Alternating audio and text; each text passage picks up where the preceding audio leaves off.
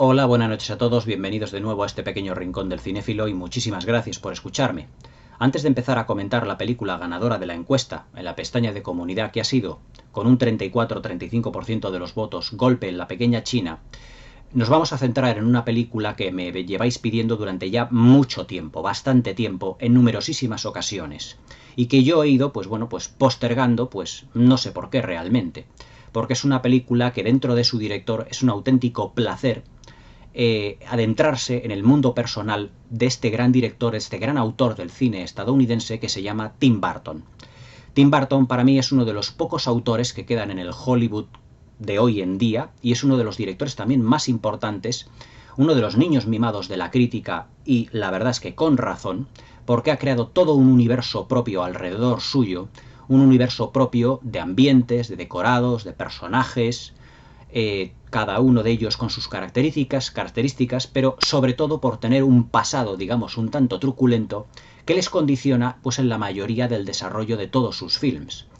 Para mí, la película más personal de Tim Burton sigue siendo Eduardo Manos Tijeras, pero debido al éxito que tuvo el Batman de 1989, protagonizado por Michael Keaton y por un espléndido Jack Nicholson y Kim Basinger, la Warner Brothers le propuso, después del éxito de Eduardo Manos Tijeras, seguir con el universo personal de Tim Burton, pero también, evidentemente, con una continuación que en un principio el propio Burton se negó a realizar, porque él ya creía que él ya había puesto toda su imaginación en el universo de Batman, aunque en realidad no había sido así, porque el presupuesto del primer Batman realizado en 1989 era un presupuesto realmente importante para la época, con unos decorados gigantescos, porque es una película que está filmada íntegramente en decorados, y fue una película muy difícil de llevar a cabo. Pero debido al gran éxito que tuvo, la Warner Brothers en 1992 le propone a Tim Burton la segunda parte de Batman, y no es otra que Batman Returns, o Batman Vuelve, como fue conocido aquí en España. Este pack de las películas de Superman de Richard Donner, es decir, todas las películas que hizo, las 4 primeras y la quinta, la de Superman Returns de Bryan Singer, y también las 4 de Batman de Tim Burton, las 2 primeras y las 2 últimas de Joel Schumacher, fue un pack que ya os lo he enseñado en otras ocasiones. Y para mí, pues se puede decir que este cine de superhéroes realmente fue realmente el pionero de todo aquello y de todo lo que hemos estado acostumbrados a vivir o a sufrir en los últimos años, más a sufrir que a vivir prácticamente.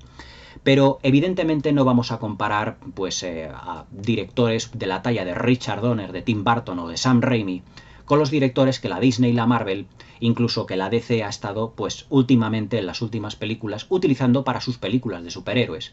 Sam Raimi, Christopher Nolan y sobre todo Richard Donner y Tim Burton se puede decir que eran auténticos autores y que por lo tanto su cine de superhéroes no tiene absolutamente nada que ver con el cine que la Disney nos ha estado dando en los últimos años. Estas películas realmente, algunas de ellas, evidentemente dejo fuera a Joel Schumacher, por supuesto, eran películas que tenían una personalidad propia. Y hablando de personalidad, pues qué mejor que otro director que el inigualable Tim Burton, uno de los grandes niños mimados, por así decirlo, de la crítica.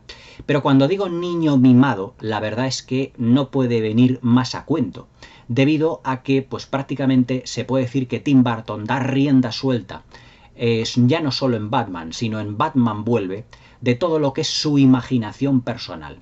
Se puede decir sin temor a equivocarse que después de Eduardo Manos Tijeras, Batman Vuelve es sin duda la película más personal de Tim Burton, donde aquí se le dio, aparte de la Warner Brothers, carta blanca para que él hiciera pues prácticamente lo que él quisiese. Es decir, lo que él quisiese a base de guión, a base de personajes, de decorados, de interpretaciones y que plasmara su universo personal. Es decir, Batman Vuelve no es una adaptación directa de los cómics de Batman, creados por Bob Kane en los años 30, sino que es el universo de Tim Burton con Batman y con los personajes de Bob Kane dentro, pero que poco o nada tienen que ver prácticamente con lo que Bob Kane realizó o inventó en los años 30. Es decir, los personajes que aquí vemos son personajes en esta película puramente y exclusivamente bartonianos.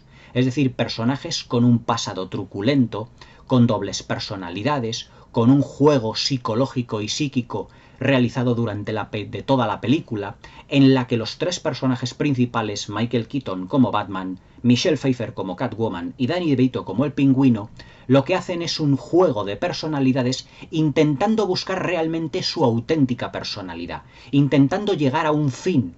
Y eso es lo que realmente hace The Batman Vuelve una película, para mí, digamos, un escalón por encima de la del año 89, que era más una película de más superhéroes al uso. Pero Batman Vuelve es una película mucho más bartoniana, mucho más de autor. ¿Por qué? Porque sus personajes obedecen mucho más a los cánones establecidos dentro del mundo de Tim Burton. Es decir, Eduardo Manos Tijeras, cuando se realiza por parte también de la Warner Brothers, en el año 1990, ahí es donde vemos ya al auténtico Tim Burton, es decir, el creador de un personaje que tiene una serie de conflictos psicológicos, que es Eduardo Manos Tijeras, que es un ser muy extraño, que además se identifica el propio Tim Burton con él, porque Tim Burton también fue de niño, pues esa especie como de niño extraño, de niño pues que no se relacionaba mucho, pero que tiene una gran imaginación visual y que desarrolló sus propias artes. Tim Burton también es un espléndido dibujante, cuyos dibujos, cuyos esquemas, él mismo realiza los storyboards de lo que son sus películas, o los realizaba. No hay más que ver, por ejemplo, todos esos dibujos de Eduardo Manos Tijeras y de los personajes tal y como él los imaginó.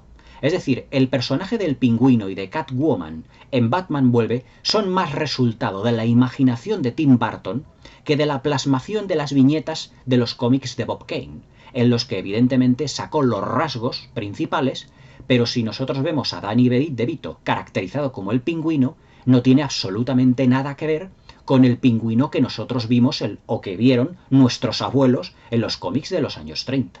Es decir, son dos pingüinos completamente distintos. Y la Catwoman que interpretó Julie Newmar, por ejemplo, en la película de Batman de los años 60, creo que fue en el año 66, no tiene absolutamente nada que ver con el papel que realizó Michelle Pfeiffer en Batman Vuelve. Es decir, Batman Vuelve es una película bartoniana, del universo de Tim Burton con los personajes de Bob Kane dentro. Al igual, por ejemplo, que El Caballero Oscuro es una película de cine negro clásico con Batman dentro, y en la que Heath Ledger, el Joker, evidentemente no es un Joker al uso, como lo hizo Jack Nicholson o como lo hizo César Romero en la serie original de Batman protagonizada por Adam West en los años 60, sino que es el líder de una banda de gángsters, es decir, de una película de cine negro pero con Batman dentro. Pues exactamente lo mismo ocurre con Batman Vuelve. Es una película eminentemente bartoniana, en lo que son la decoración, en lo que es la atmósfera, en lo que es la banda sonora, en lo que son los personajes, en lo que es la forma de presentarlos, de evolucionarlos, de tratarlos, incluso de maquillarlos. Batman Vuelve se puede decir que no es una adaptación prácticamente de un cómic a la pantalla. Batman Vuelve es una película del universo personal e imaginación, el resultado del universo de la imaginación de Tim Burton llevado a la pantalla con personajes de cómics dentro, pero que poco o nada, casi nada tiene que ver visualmente, hablando, y sobre todo con la personalidad, con los cómics de Bob Kane. Y eso es lo que le hace grande a Batman Vuelve. Es decir, esta es una de las grandes películas, digamos, de personajes de cómics, porque no estamos hablando de una película en la que, digamos, que el bueno de la película tiene que salvar a la chica y matar al malo y salvar el mundo. Es decir, esta es una película en la que los tres personajes principales, Batman, Catwoman y el Pingüino, tienen tres conflictos psicológicos importantes, y que la película en realidad es un juego psicológico y psíquico de esos tres personajes que buscan realmente su identidad. Ese es el punto fuerte que hace a Batman Vuelve una película realmente inolvidable y una película completamente aparte del mundo de los superhéroes, afortunadamente. Es decir, esto es una película que no tiene absolutamente nada que ver con las películas que la DC y la Marvel nos ha estado dando y vendiendo durante los últimos años, sino que es una película de autor. Es una película del universo personal de un director plasmado con personajes de cómics dentro. La verdad es que yo siempre en mis críticas suelo, pues anteponeros a lo que son los comentarios, pues deciros de lo que va el argumento aproximadamente, pero yo en esta crítica lo que quiero fijarme realmente es en la complejidad que tienen los personajes, es decir, Batman, interpretado por Michael Keaton, Catwoman, interpretado por Michelle Pfeiffer, y Danny B. DeVito, en lo que es para mí el mejor papel que ha hecho en su vida, que ha sido el Pingüino. Sus caracterizaciones ya no solo físicas, sino también psicológicas, porque ya os digo que esta película es un juego psicológico de búsqueda de la identidad. Es decir, si tuviera que definir yo a Batman Vuelve como una película, es decir, realmente con pocas palabras, sería la búsqueda de la identidad de unos personajes que están, digamos, jugando, por así decirlo, a encontrar su propio yo, y también dejar atrás un pasado que les enturbia y que les está constantemente condicionando el comportamiento constante de la película. El cuarto personaje en discordia de esta película es Max Schreck, es decir, el personaje creado por Christopher Walken, que también, protagonizado, mejor dicho, interpretado por Christopher Walken, que también tiene su porqué en esta película. Ya no solo por el nombre Max Schreck, que prácticamente lo domina casi todo en el film, porque se puede decir que casi es el eje en el que se mueve la película. Y además es que en esta película, ambientalmente, cuando hablemos de la parte técnica, podemos hablar casi prácticamente de una película expresionista. Es decir, ya no solo en los decorados, ya no solo en las interpretaciones, en las formas de lo que es la dirección artística y el diseño de producción, es la película, o podríamos decir casi una última película del expresionismo alemán. Es como si el expresionismo alemán hubiese viajado a los años 90 y se hubiese metido en la cabeza de Tim Burton. Y Tim Burton lo hubiese plasmado en esta película con uno de los grandes directores artísticos de los años 90 llamado Bob Welch. Y además es que, siguiendo prácticamente directrices del propio Tim Burton, creó una decoración y un diseño de producción absolutamente magistrales. Todo ello basado en el expresionismo alemán. Ahora iremos comentando poco a poco todos estos detalles y veréis precisamente cómo identificamos el expresionismo alemán en muchísimos de los decorados, en muchísimos de los personajes y en muchísimos de los temas que se tratan en esta película. Se puede decir sin temor a equivocarse que tardíamente, porque el expresionismo alemán tuvo su momento cumbre en los años 20 en la Alemania, Batman Vuelve es la última gran película del expresionismo alemán llevada al cine estadounidense de la mano de Tim Burton y de la mano de su imaginación, precisamente focalizada en el personaje de Max Schreck, y ya no solo por el nombre del actor que interpretó a Nosferatu, sino también en los decorados y una serie de elementos que os iremos comentando. Pero de esta película lo que realmente interesa comentar ya no es solo el argumento, ya que el argumento es bastante sencillo en líneas generales, es decir, un personaje malvado, un villano, que es el Pingüino, pretende hacerse con la ciudad de Gotham, aliado con un empresario corrupto que es el personaje de Max Schreck, interpretado por Christopher Walken. Y evidentemente hay otro villano en discordia, que es el personaje de Catwoman, que es la secretaria de Max Schreck. Y ahí estará efectivamente Batman para impedirlo todo ello. Pero durante todo el metraje, durante las 2 horas de metraje, lo que ya os digo, lo que prima en esta película no es solo ya la historia propiamente dicha, que además está narrada con la fluidez habitual con la que Tim Burton nos tiene acostumbrados, sino que es un juego de identidades. Además, si os dais cuenta, los 3 personajes principales, que son Batman, Catwoman y el Pingüino, son 3 personajes que se identifican con unos perfiles animalescos. Batman, el murciélago, Catwoman, el gato, y el Pingüino, evidentemente, Oswald Cobblepot, que es realmente su auténtico nombre, con el de los pingüinos. Batman tiene un conflicto psicológico que evidentemente ya se había plasmado en la primera película y que aquí no se desarrolla en extremo, no se desarrolla demasiado, porque evidentemente él es el héroe de la función y ya ha sido presentado en la película del 89. Pero esta no es una secuela, por así decirlo, directa de la película del 89, porque se desarrolla, digamos, un tiempo después. Es decir, no es una película que se desarrolle inmediatamente después de Batman, sino que ha pasado ya un tiempo. Es decir, ¿dónde está, por ejemplo, el personaje de Vicky Vale, que iba a ser la pareja de Batman, de Bruce Wayne? Aquí se nos da a entender en esta película que cuando Bruce Wayne le dice que es Batman, pues Vicky Vale no puede aceptarlo. Y es ahí donde ya interviene ya el personaje de Selina, un nuevo amor para Batman, pero un amor muchísimo más complicado, muchísimo más complejo. Es decir, Esta película, en comparación los personajes con los de la primera película de Batman, la verdad es que está muy por encima. Porque ya no tenemos solo dos personajes con conflictos psicológicos como son Batman y el Joker, sino que no tenemos dos, sino aquí tenemos tres. Es decir, ya vamos complicando más lo que es el argumento, pero todo ello desarrollado en un arco argumental de los tres personajes de una manera paralela y absolutamente ejemplar. El personaje de Catwoman y el personaje del Pingüino son, digamos, los dos pilares fundamentales que tiene esta película.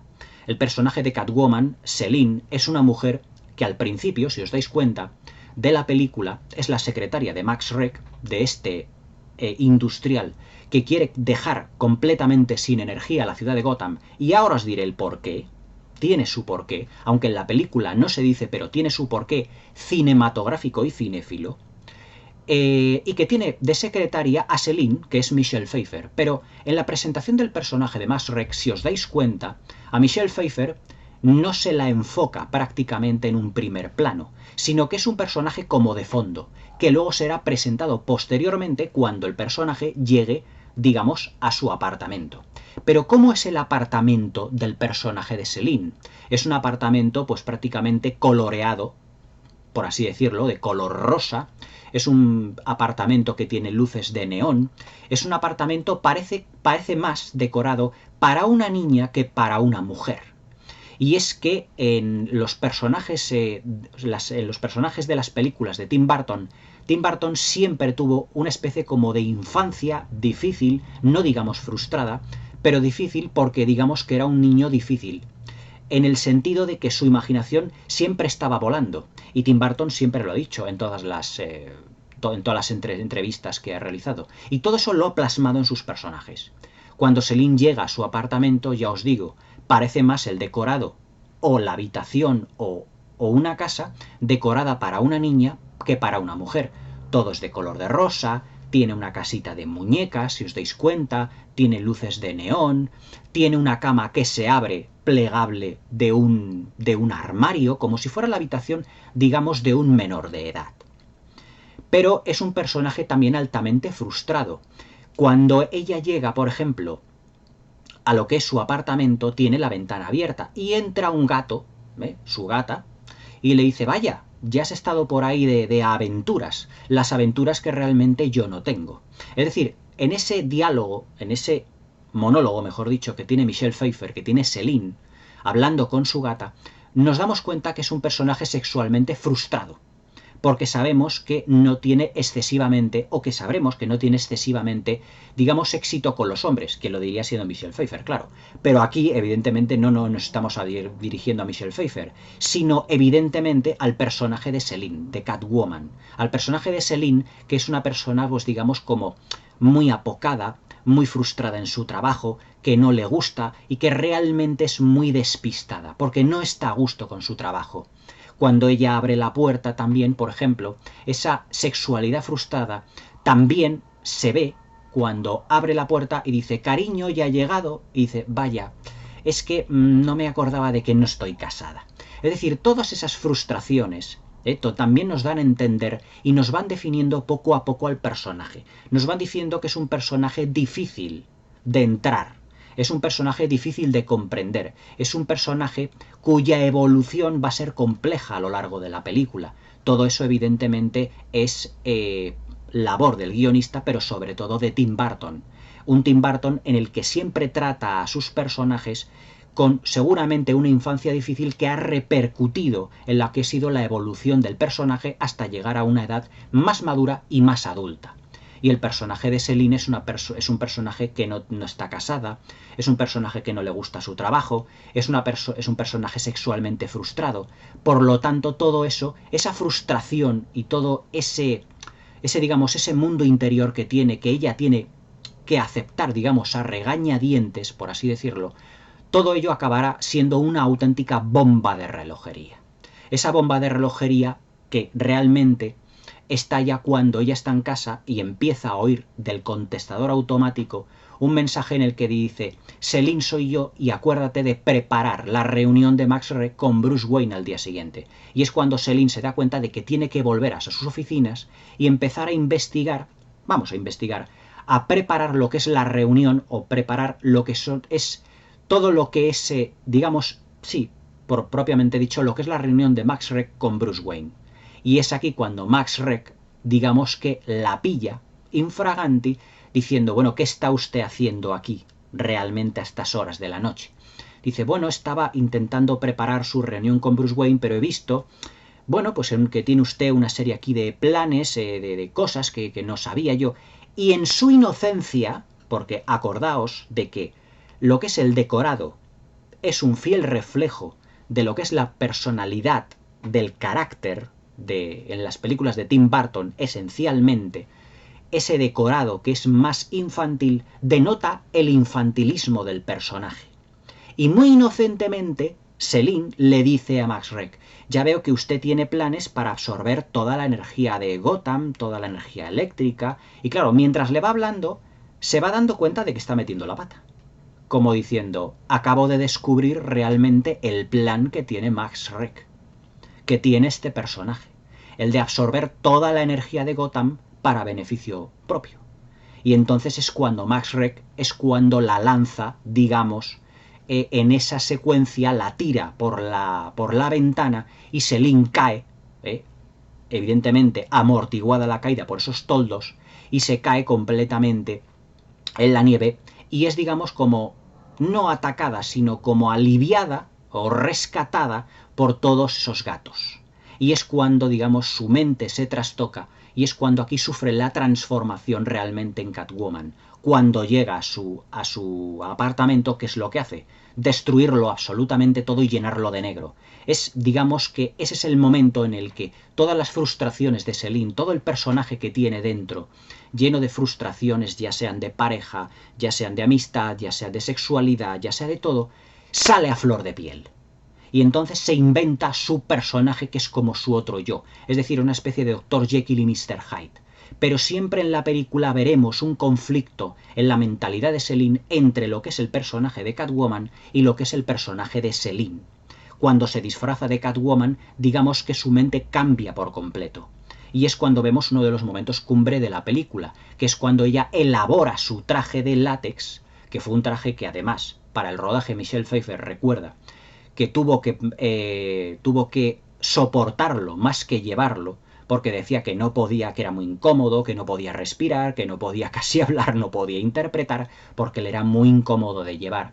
Y además es que tenía que llevarlo, además, con todo un maquillaje puesto, porque la máscara no era fácil de llevar tampoco puesta, y que evidentemente era pues llevado con un corsé muy estrecho, todo para, evidentemente, como en las figuras de los cómics, por así decirlo, digamos sexualizar hasta cierto punto la imagen de Catwoman. Pero es que claro, la sexualización del personaje de Catwoman en esta película tiene un porqué. Porque el personaje de Selene está sexualmente frustrada. Y entonces esa frustración sexual la desarrolla en el personaje de Catwoman. Cuando, por ejemplo, ella se da a presentar al espectador en la película, es cuando pues hay una especie como de atracador que coge a una mujer dentro de un callejón, la va a atracar y aparece ella. Y dice, ¿por qué no te metes con alguien de tu tamaño? Y entonces el hombre se aproxima a ella. Y dice ella, atención, dice, trátame con cuidado porque esta es mi primera vez. Evidentemente es un juego de palabras, de decirte que es un personaje sexualmente frustrado, pero no será su primera vez en el sexo, sino que será su primera vez como Catwoman. Pero fijaos el inteligente juego de palabras que hay aquí, en lo que a la personalidad frustrada referente al sexo que tiene evidentemente el personaje de Catwoman.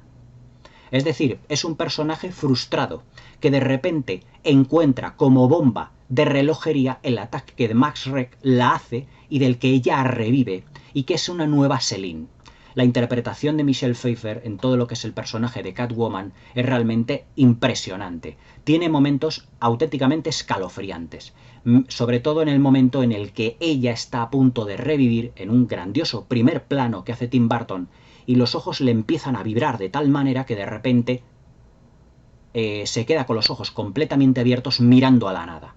Esa es una interpretación absolutamente fabulosa, que Michelle Pfeiffer tuvo que trabajarse bastante. Otro de los elementos importantes que tenía el personaje de Catwoman, porque vamos a ir personaje por personaje, porque Batman Vuelve es una película de personajes realmente, no de superhéroes, sino de personajes, es por ejemplo el dominio que tiene sobre el látigo. El dominio del látigo no fue una doble la que manejaba el látigo en las secuencias, sino que Michelle Pfeiffer estuvo durante 3 meses practicando con el látigo para llegar a un nivel de perfección realmente asombroso, que ni el mismísimo Indiana Jones podría haberlo hecho. Y tuvo, además, como profesor en el manejo de este arma, a un personaje que no sé si vosotros le conoceréis por su nombre. Se llama Anthony DeLongis. Pero Anthony DeLongis, si yo os digo el nombre, a lo mejor a muchos no os sonará. Pero si yo nombro la película de Masters del universo de la Canon, y os digo aquel personaje de los guerreros diabólicos, que se llamaba Blade, y que manejaba 2 espadas y que tiene una secuencia de lucha con He-Man, ese era Anthony DeLongis.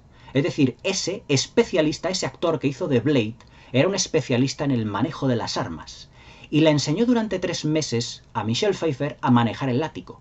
En la secuencia en la que Michelle Pfeiffer está dentro de los, por así decirlo, dentro de los almacenes REC, y en el que con el látigo va decapitando uno a uno 4 maniquíes, ella lo hizo en una sola toma. Cogió el látigo y los fue decapitando uno por uno. Evidentemente había varias cámaras filmando el momento. Y además, cuando termina la secuencia, ¿qué es lo que hace el personaje de Catwoman? Coger el látigo y empezar a utilizarlo como si fuera saltando a la comba. Eso no venía en el guión original, pero realmente eso lo hizo improvisadamente Michelle Pfeiffer porque había conseguido en una sola toma decapitar con una exactitud milimétrica cada uno de los muñecos, imitando a los maniquíes que tenían. No lo hizo una doble, lo hizo la mismísima Michelle Pfeiffer, pero evidentemente después de mucha práctica, pero lo hizo ella. No requirió de una doble. El personaje, además de Michelle Pfeiffer, va evolucionando, Catwoman, Selene, va evolucionando de tal manera que cuando es Selene sigue siendo esa mujer reprimida, esa mujer apática, esa mujer que no está segura consigo misma, pero que encuentra en Batman, encuentra en el personaje de Bruce Wayne su alter ego, es decir, un alma gemela, porque a Batman le ocurre exactamente lo mismo que es lo que ocurrió en la primera película de Batman, la lucha interna que tiene Bruce Wayne consigo mismo debido a su pasado traumático, a ese personaje que mató a sus padres, que fue el Joker, y que evidentemente marcó ya toda su adolescencia, todo lo que es su desarrollo y evidentemente toda su etapa como adulto. Es decir, son personajes, tanto Selene como Bruce Wayne, son personajes que han tenido un pasado difícil y que tienen un conflicto psicológico interno muy grande y que evidentemente están en ese conflicto toda la película haciendo un juego psíquico entre ellos dos. Es realmente crucial la secuencia en el que en el baile de máscaras que organiza Max Schreck, ellos empiezan a bailar y se besan. Y es cuando se dan cuenta de que los dos, de que Bruce Wayne es Batman y que Selene es Catwoman, porque evidentemente no se habían dado cuenta de quién era uno y quién era otro. Es decir, Bruce Wayne había tenido previamente una secuencia en la que había invitado a Selene a su casa allí pues a cenar, etc. Pero claro, ahí se habían enamorado, se habían besado, incluso después de haber sido atacadas haber sido atacado Batman por Selene, cuando le hace la herida en el costado, que cuando Selene le va a coger del costado dice Batman, coge la mano y se la pone en otra parte diciendo, oye, ten cuidado que eso está delicado, que tengo ahí una herida. Pero claro, en ese momento Selene no se da cuenta. Pero claro, en el baile de máscaras es cuando se da cuenta Bruce Wayne y Selene de que sus personajes los han descubierto. Es decir, Selene se entera de que Bruce Wayne es Batman y Batman se entera de que Selene es Catwoman realmente. Y además todo lo hace en un baile de máscaras. En un baile de máscaras donde todos ocultan su identidad. Es decir, es una secuencia en la que está todo psicológicamente muy bien programado. Porque si os dais cuenta, en un baile de máscaras nadie refleja su identidad. En el sentido de que todos la ocultan detrás de una máscara. Pero es que Batman y Catwoman también se ocultan detrás de una máscara. Pero si os dais cuenta, en ese baile de máscaras, ni Bruce Wayne ni Selene llevan máscara. Es decir, lo que aquí están mostrando es su verdadero yo. y ese es en ese su verdadero yo, en ese beso que se dan en el baile, cuando descubren sus identidades secretas. O sea, fijaros la inteligencia en el guión de la película de Tim Burton. Es decir, cuando todo el mundo lleva máscaras, ellos no las llevan. Y cuando Batman y Catwoman están fuera, digamos en las secuencias que se desarrollan en exteriores, todo el mundo va sin máscara, pero ellos la llevan. Es decir, fijaros el juego de ambivalencias y de contraposiciones que se hacen en esta película, absolutamente imprescindible para entenderla. Y evidentemente el personaje de Selene, el personaje de Catwoman, también tiene un pacto con el que se denomina el Pingüino. Un pacto realmente importante de cara a lo que es el desarrollo propiamente dicho de la película. El Pingüino es otro de los personajes también que merece, digamos, un capítulo aparte dentro del comentario de esta película, de la crítica de esta película.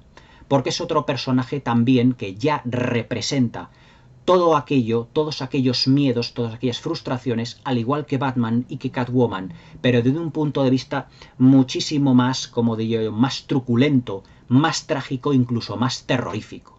Porque el personaje del Pingüino fue un niño que fue abandonado por sus padres debido a su deformidad y que fue adoptado por un circo cuando él era pues prácticamente un bebé y mostrado al mundo como si fuera, pues por así decirlo, pues como una especie de monstruito. Pero claro, él heredó seguramente de su padre una gran inteligencia. Como vemos al principio de la película, su padre pues es el dueño de una gran mansión, seguramente es un gran empresario, una persona seguramente muy inteligente, que maneja negocios, y esa inteligencia la hereda él. Porque en la película no se nos dice de dónde el Pingüino ha sacado a todos sus esbirros, a esa familia de payasos que ha tenido.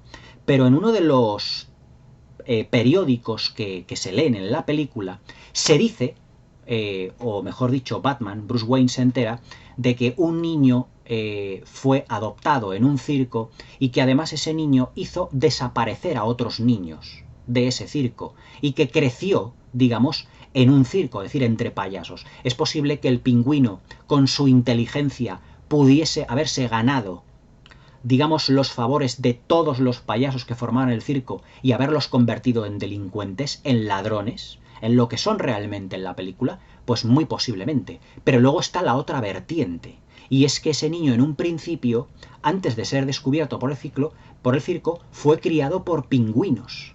De ahí que evidentemente escogiera el nombre del hombre pingüino, del pingüino.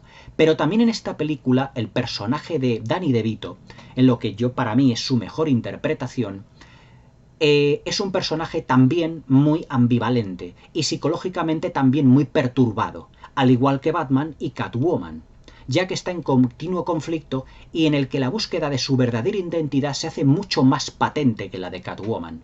Es decir, él sabe perfectamente quién podrían haber sido sus padres.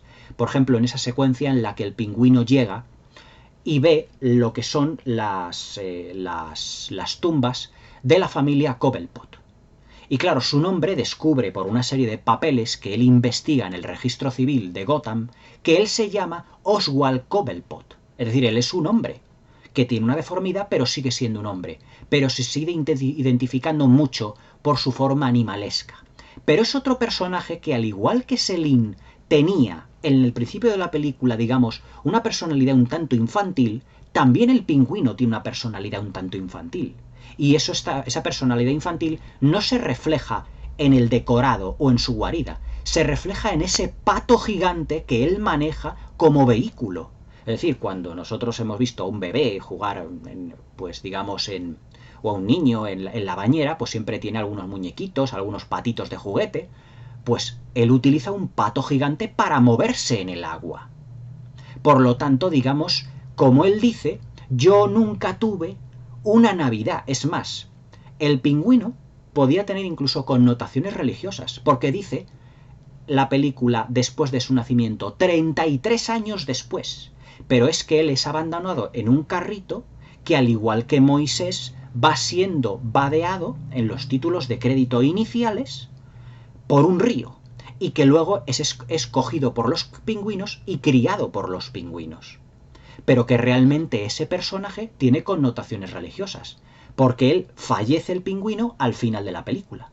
Pero fallece ¿a qué edad? A la edad de 33 años, igual que Jesucristo, que también tuvo una infancia, por así decirlo, difícil, siguiendo lo que son los parámetros de Moisés, porque él no es un hijo que viva con sus padres, es un hijo adoptado, pero en este caso por los pingüinos, perdón. Por lo tanto, también tiene una serie de connotaciones religiosas, aunque evidentemente él luego se comporte como un auténtico demonio. Pero tanto el pingüino como Catwoman en el fondo no son malas personas. Lo que ocurre es que su frustración, debido a su infancia difícil o a su vida difícil, la pagan con los demás continuamente, transformándose en algo que en el fondo ellos detestan. O sea, el pingüino disfruta, digamos, con su actitud malévola, maquiavélica, pero en el fondo seguramente no es mala persona. Lo que quiere es que le acepten. Es como una criatura de Frankenstein. Tim Burton es un gran admirador de las películas tanto de la Universal como de la Hammer. De la Universal rescató, evidentemente, los personajes, las criaturas, como el monstruo de Frankenstein de Boris Karloff, que nadie le quiere no porque sea malo, sino porque nadie le comprende, nadie le quiere y todo el mundo le odia y le ven como un monstruo. Exactamente igual le ocurre aquí al pingüino. El pingüino se vuelve malévolo porque desde el principio de su nacimiento, al igual que la criatura de Frankenstein, es odiado, es vilipendiado, es maltratado, es tratado como si fuera una bestia, como un monstruo, como algo grotesco, como el hombre elefante propiamente dicho. Por lo tanto, de ahí, digamos que su frustración frente a la sociedad, evidentemente, pues la da rienda suelta, pues transformándose en alguien completamente, pues repulsivo. Pero él no es mala persona, en el fondo. Además lo dice Batman en una de las secuencias de la película. Dice, el señor Oswald Cobblepot está intentando, pues, por así decirlo, saber cuál es su identidad real, cuál es su nombre, y Batman dice, pues espero que tenga suerte, porque claro, Bruce Wayne es un hombre muy inteligente, pero él ve en el pingüino, en un principio, no un ser maquiavélico como el Joker, él no ve un delincuente, ve una criatura con problemas, con unos problemas psíquicos, que se ha convertido en un ser maquiavélico debido a toda la infancia y a toda la vida que ha tenido. Pero es que además ese lado maquiavélico es utilizado por el personaje de Max Schreck en la película, por el personaje de Christopher Walken. Y el personaje de Christopher Walken, aquí nos vamos a parar realmente, porque aquí es donde está también la auténtica también cinefilia que Tim Burton le añade a la película desde el primer minuto. Y además tiene muchísimos elementos que la convierten, no solo por el personaje de Max Schreck, en la última película expresionista de la historia del cine. Vamos a ver. Max Schreck era el actor que interpretó a Nosferatu en la película de Murnau de 1922. Si os dais cuenta de la caracterización de Christopher Walken, en esta película él va vestido en muchas secuencias con un traje negro, a rayas, pero un traje negro. Él es alto, es muy delgado, como Nosferatu. Y además tiene, si os acordáis del Nosferatu de Murnau, unas cejas muy pronunciadas. Exactamente como el personaje de Murnau, como el Nosferatu de Murnau, aunque evidentemente tiene una cabellera muy amplia y el Nosferatu de Murnau, el conde Orlok, tiene las orejas picudas, tiene el cráneo alargado, él es completamente calvo, pero también va muchas veces utilizando un gorro. Es decir, el Christopher Walken, el Max Schreck de esta película, es como el Nosferatu llevado al mundo de Tim Burton. Es más, cuando él está a punto de dar el empujón a Selene para que ella caiga por los cristales y por lo tanto matarla, si os dais cuenta, Christopher Walken hace un amago como acercándose a su cuello, como queriendo morderla, como si fuera un vampiro, que luego se echa para atrás y dice, no te preocupes, que esto no es lo que parece, no es lo que parece. Y Selene dice, ay, pues gracias, señor Schreck, no sé qué, y en ese momento aprovecha él para empujarla por sorpresa y tirarla al vacío. Pero es como si fuera a morderla. En la película Nosferatu, si os dais cuenta, utiliza Nosferatu, el conde Orlok, una serie de ratas, digamos, para invadir Bremen y destruirla por completo. Pero esas ratas han sido sustituidas por pingüinos y trasladadas del personaje de Max Schreck al personaje del pingüino, que si os dais cuenta es el que lleva la nariz picuda y que es calvo como el Nosferatu de Murnau. Es decir, se han ido intercambiando una serie de elementos dentro del expresionismo en los que Tim Burton ha ido jugando con ellos para dar rienda suelta a su cinefilia. Es decir, Gotham es invadida por pingüinos, al igual que Bremen fue invadida por ratas.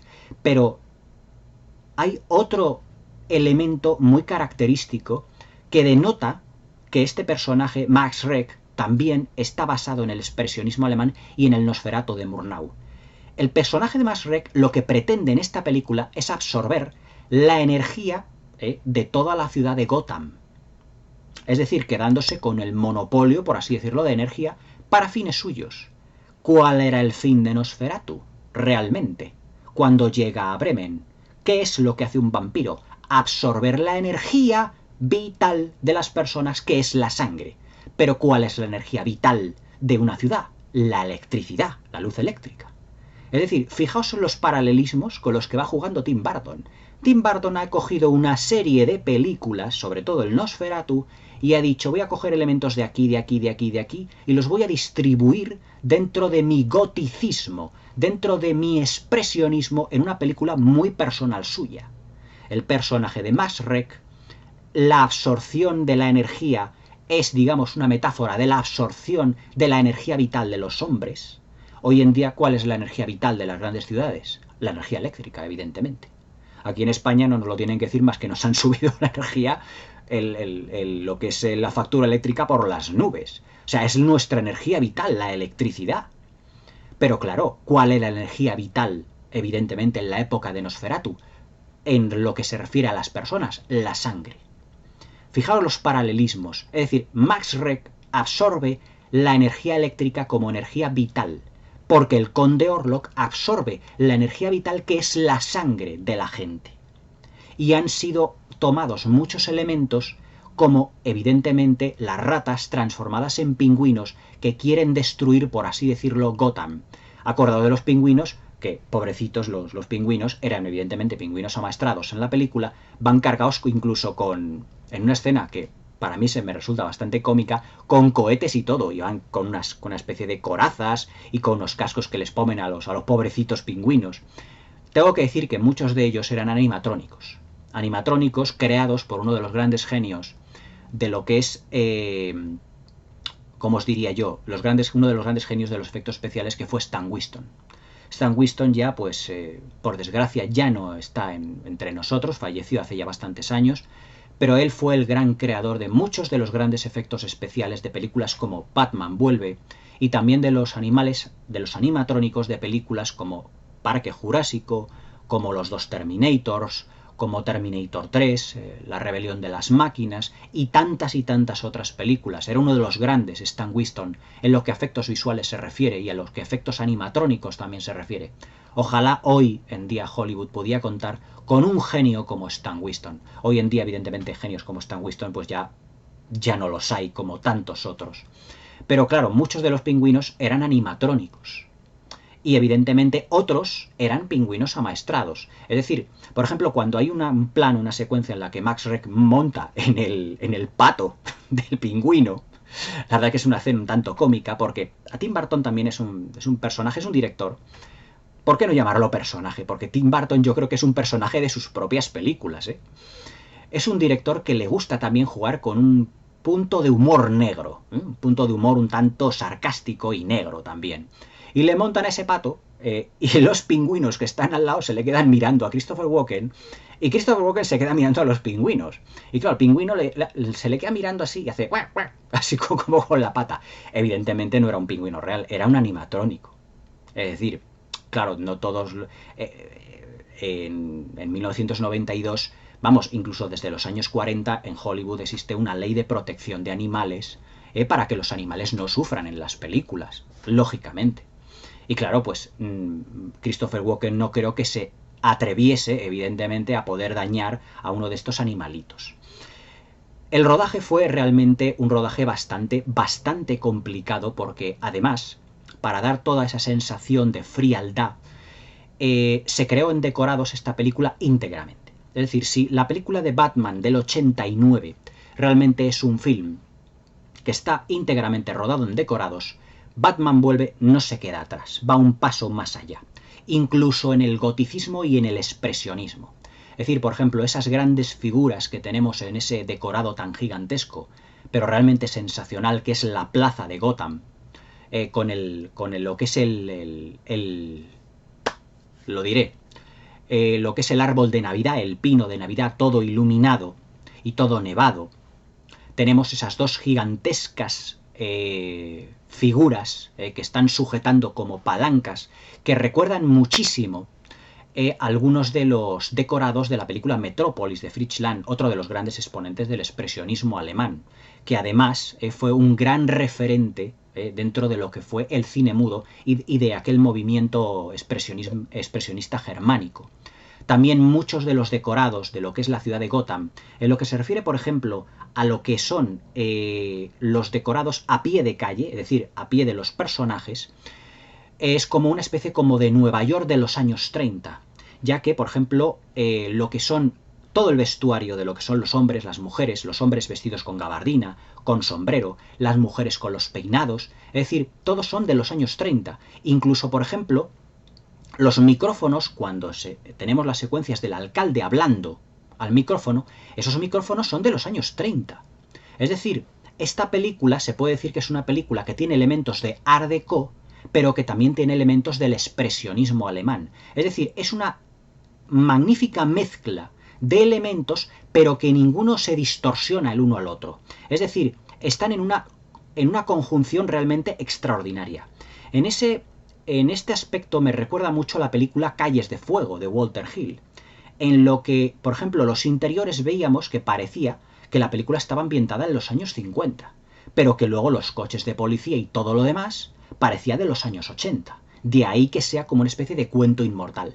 Pues a Batman Vuelve es exactamente lo mismo. Es una película totalmente inmortal, porque no se desarrolla, digamos, en una especie como de actualidad, como la trilogía de Christopher Nolan, sino que es un mundo completamente aparte, es un universo completamente propio, un universo bartoniano, es decir, donde prima lo gótico, lo expresionista, todo lo que es, por ejemplo, el principio de la película, en donde vemos que los padres de Cobblepot, que el pingüino, van con el carrito para que nadie les vea, porque lo van a echar al agua, todos esos decorados tan recargados, todo tan nevado, todo ello, evidentemente todo tiene reminiscencias góticas, todo lo que son la mansión de Bruce Wayne, la caverna, es decir, toda la caverna, es otro elemento expresionista por sus juegos de luces, lo que es también las catacumbas, o mejor dicho, no la catacumba, sino lo que son las cavernas, las alcantarillas que sirven de refugio, al pingüino, con también juegos de luces, pero con una especie de formas todas como muy abombadas, como si fueran bóvedas, como si fueran formas retorcidas. Todo ello deviene del expresionismo alemán. Además, muchos de los edificios de las calles de Gotham, ya os digo que a pie de calle, sobre todo en lo que se refiere a los grandes almacenes, son como los grandes almacenes de los años 30, de los años 40 en Estados Unidos.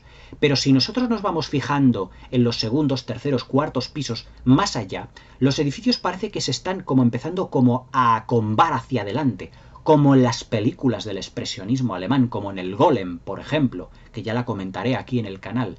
Es decir, esta película es puro expresionismo alemán llevado prácticamente al año 1992. Puro expresionismo alemán en lo que se refiere a los personajes, todos ellos muy truculentos, muy extraños. Acordaos del gabinete del doctor Caligari, ese personaje tan extraño que se va arrastrando, ese doctor que se va arrastrando, que tiene a ese muerto, por así decirlo, por ejemplo, a ese zombie que él utiliza, a ese personaje hipnotizado, que parece realmente un vampiro que actúa por las noches, los decorados tan rocambolescos, las formas tan extrañas de los decorados, todo eso lo vemos también en la película de Tim Burton.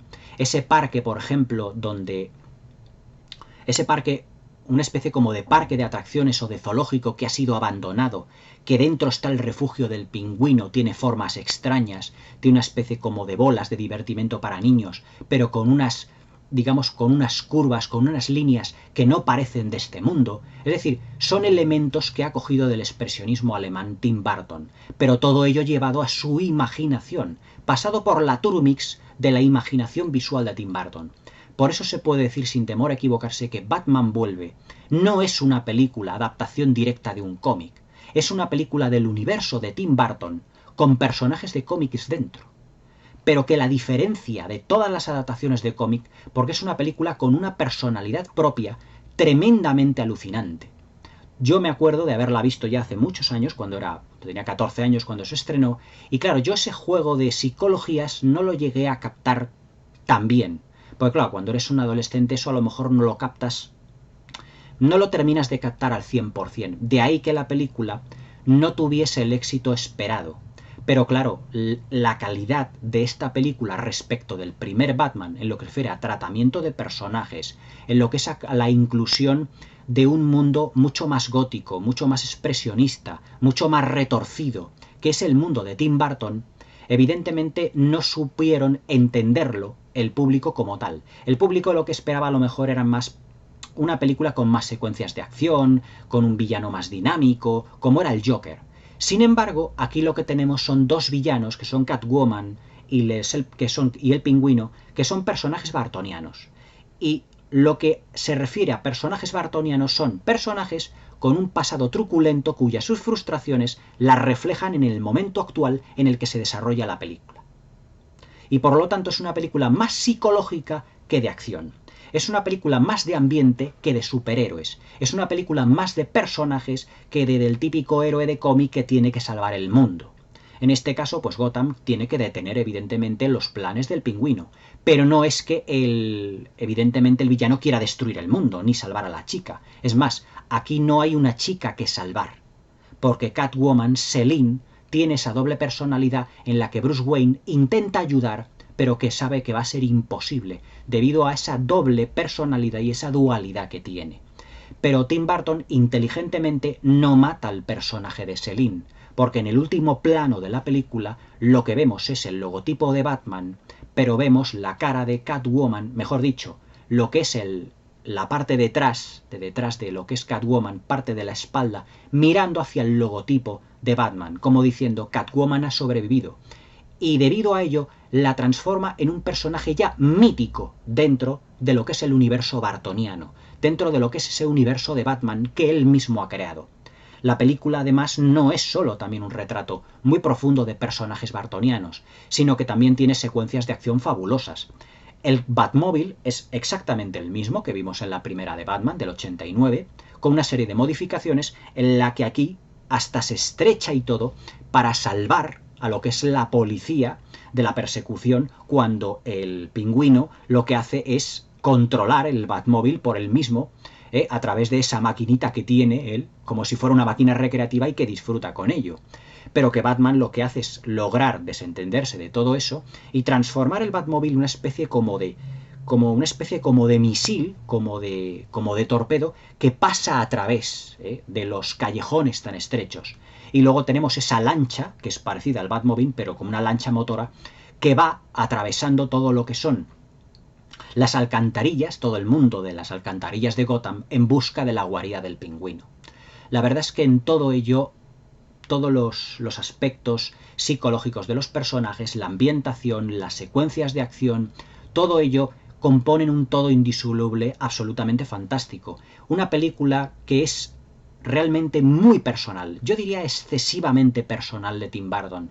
Por eso yo creo que no tuvo el componente comercial que se esperaba del primer Batman, que sí que fue controlado por los productores, Tim Burton, pero debido al éxito de Eduardo Manos Tijeras y de la primera de Batman, le dieron carta blanca a Tim Burton, para que pudiera realizar la película que él quiso. Y él realizó una película profundamente personal, en la que no prima realmente la acción por la acción, ni el villano típico, ni la chica típica, como era Vicky Vale o era Kim Basinger en la primera, sino que ya también el conflicto psicológico ha sido llevado a la chica protagonista, a Michelle Pfeiffer en el personaje Catwoman, que además no fue la primera opción que Tim Burton tuvo para esta película. La primera opción fue Annette Bening, la esposa de Warren Beatty. Lo que ocurre es que un día, pues Tim Burton recibió una llamada diciendo, pues mira Tim, no puedo continuar con el proyecto, con la película, porque estoy embarazada. Y claro, Tim Burton se quedó a cuadros, como diciendo, madre mía, estamos a punto de empezar el rodaje y no tengo a Catwoman. Entonces empezó otro casting en el que también estuvieron Sean Young, la protagonista de Blade Runner, Pero apareció Michelle Pfeiffer porque todas las actrices de veintitantos, treinta y tantos años querían participar en una película de Batman debido al éxito que había tenido la primera. Y claro, pues Michelle Pfeiffer llegó al casting y dijo, bueno, pues a mí también me gustaría probar o intentarlo. Aunque a Tim Burton al principio pues no le convenció la presencia de Michelle Pfeiffer, porque después de haberla visto, por ejemplo, en Las amistades peligrosas, haciendo de una dama delicada de la alta sociedad francesa del siglo XVIII, no veíamos ahí el personaje tan psicológicamente profundo y perturbado que Tim Burton tenía en mente. Pero cuando la vistieron de Catwoman, cuando la pusieron ese traje de látex tan ajustado, tan sensual, evidentemente cuando apareció en el plato por primera vez, vestida de Catwoman con su maquillaje, todo el mundo se quedó con la boca abierta. Y dijeron, evidentemente tú harás de Catwoman. Pero claro, el rodaje tuvo que posponerse porque, claro, todo lo que había aprendido Annette Bening tuvo que aprenderlo Michelle Pfeiffer. Fue un rodaje muy complicado. Porque claro, tuvieron que enseñar, ya os digo, a Michelle Pfeiffer a manejar el látigo, porque en un principio Michelle Pfeiffer creía que iba a ser un personaje meramente secundario. Pero claro, cuando leyó el guión y tuvo que darse cuenta de que no iba a ser un personaje fácil de interpretar. Iba a ser todo lo contrario y algo completamente distinto a lo que ella había hecho anteriormente. Y claro, de ahí la riqueza de una actriz tan sumamente todoterreno como es Michelle Pfeiffer. Ella era capaz de interpretar a una dama de la alta sociedad como la condesa Olenska en mi queridísima La edad de la inocencia, mi película favorita.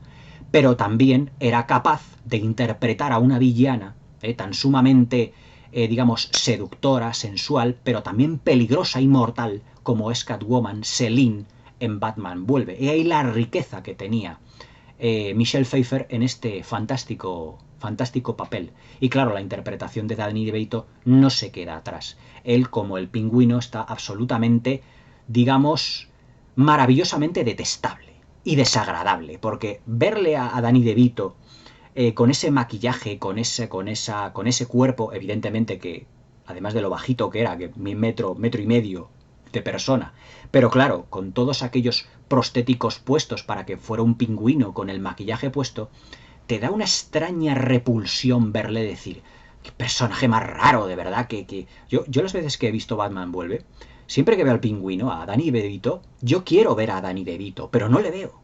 Es decir, Danny DeVito desaparece detrás del maquillaje y se queda ese ser repugnante que coge el pescado y lo muerde como el Gollum del Señor de los Anillos. Un personaje realmente repulsivo, como es el pingüino, pero repulsivo realmente lo hace de una manera realmente extraordinaria. O sea, es el mejor papel que ha hecho Danny DeVito en toda su carrera. Para mí Danny DeVito siempre será el pingüino de Batman. Luego hizo aquella tontería con Arnold Schwarzenegger de los gemelos aquellos que, bueno, Danny DeVito ha hecho mucho, pero Danny DeVito no es solo un actor, también ha sido guionista, productor, director de películas, por ejemplo Matilda, aquella película notable que hizo. Pero claro, aquí en esta película se luce interpretativamente de un modo grotesco, granguiñolesco, pero realmente brillante, todo hay que decirlo. Y luego la guinda del pastel ya no es solo la gran profundidad psicológica de los personajes, el conflicto interno que tiene cada uno de ellos, las similitudes con el expresionismo alemán, los gigantescos decorados góticos expresionistas germánicos, las secuencias de acción con el nuevo Batmóvil, la intemporalidad de la película, que tiene una ambientación entre los años 30, entre los años 90, porque los vehículos, los coches de policía, son como los coches de policía de los años 80 o de los años 90. Sin embargo, luego, por ejemplo, el vestuario es de los años 30. El maquillaje, lo que son las gabardinas de los hombres, de los caballeros, los peinados de las mujeres. Es una película atemporal, porque está desarrollada en un universo, como una especie de universo paralelo. Ahora dicen que si va Michael Keaton a sus 70 años, volverá a interpretar a Batman, veremos en qué película y veremos con qué resultados. Por favor, no estropeemos el legado de Tim Burton. La película, ya os digo que luego no tuvo el esperado éxito en lo que fue la taquilla, porque era una película excesivamente bartoniana. Pero eso no le resta ni un ápice de calidad. Es más, la sitúa muy por encima de cualquier otra adaptación tipo cómic. Es decir, esta película como tal, como calidad de Batman, no tiene absolutamente nada que ver con las películas de superhéroes que nos han vendido en los últimos años. O sea, esto es una película de autor. Esto es una película de director. Es una película en la que se refleja todas las inquietudes, todos los homenajes, todo lo que ha querido plasmar Tim Burton debido a su extraordinaria capacidad visual y su portentísima imaginación. Es una película realmente extraordinaria. Y luego también la banda sonora, que es la guinda del pastel de Danny Elfman. La banda sonora potenciada también respecto del primer Batman, porque ya no solo conserva el tema de Batman propiamente dicho, es que también Danny Elfman compone una partitura con temas para el Pingüino, para Max Schreck y para Catwoman. Con elementos evidentemente trágicos, con coros que denotan la tristeza, la amargura de esos personajes. Batman Vuelve es una película realmente única dentro de lo que es ya no solo la filmografía de Tim Burton.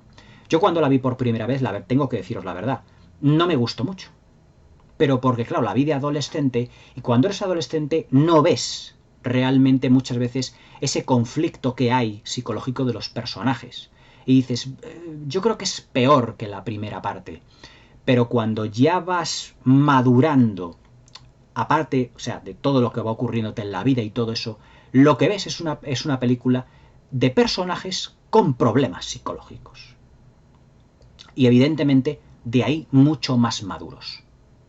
Y en consecuencia más maduros, más profundos y con más calidad cinematográfica. Con un arco argumental mucho más grande, lo que le da una calidad extraordinaria respecto de muchas de las películas que evidentemente de superhéroes se han hecho en la historia del cine. Pero para mí, Batman Vuelve no es una película de superhéroes. Es una película de Tim Burton con personajes de superhéroes dentro. Pero es una película bartoniana al 100%. Y ahí está lo bueno. Que Tim Burton pueda acoplar un universo dentro de su imaginación. Igual que Christopher Nolan adaptó su Batman, digamos, a su estilo. Pues Tim Burton hizo lo mismo. Adaptar los personajes de Bob Kane a su estilo propio. Y nos regaló una obra maravillosa. Una pequeña obra de arte que para mí la verdad es que dentro del mundo de superhéroes no tiene prácticamente igual. Se habla mucho pues de las excelencias de muchas estrellas de las nuevas de Marvel, 5, 4, bueno. Batman Vuelve o Batman Returns es una película que está a años luz de estos subproductos. ¿Por qué? Porque detrás de las cámaras había un auténtico autor, un director con un universo propio, con una personalidad propia, que le dio a esta película una personalidad completamente diferente a todo lo visto hasta el momento. Para mí, Batman Returns o Batman Vuelve, aquí la tenemos con la imagen del pingüino, con su ¿cómo se llama esto? Con su paraguas, este volador, realmente es una película única. De 3 personajes que buscan su identidad. Porque eso es lo que es Batman Vuelve. Una película de 3 personajes que buscan realmente su auténtica identidad y el porqué de su existencia. Es una película existencialista. Es una película expresionista. Es una película de decorados. Es una película de arte. Es una obra de arte, Batman Vuelve. Espero que os haya gustado esta crítica porque para mí Batman Vuelve es una de las grandes del cine de los años 90. Tim Burton realmente es un gran director, hoy en día pues ya que ha perdido un poquito el fuelle en lo que a su personalidad se refiere, pero Tim Burton siempre nos sigue sorprendiendo. Su última gran película para mí es la de Miss Peregrine, con Eva Green, y también tengo que comentarla. Yo creo que es una muy buena película. Pero claro, evidentemente sus grandes películas fueron dentro de la década de los 90, como Batman Vuelve, como Eduardo Manos Tijeras, como Ed Wood, como Sleepy Hollow, es decir, todas estas que han sido comentadas aquí en el canal y que evidentemente, como comentadas, os las recomiendo encarecidamente. Batman Vuelve del año 92. No os las perdáis. Espero que paséis una buena velada y buenas noches. Hasta mañana.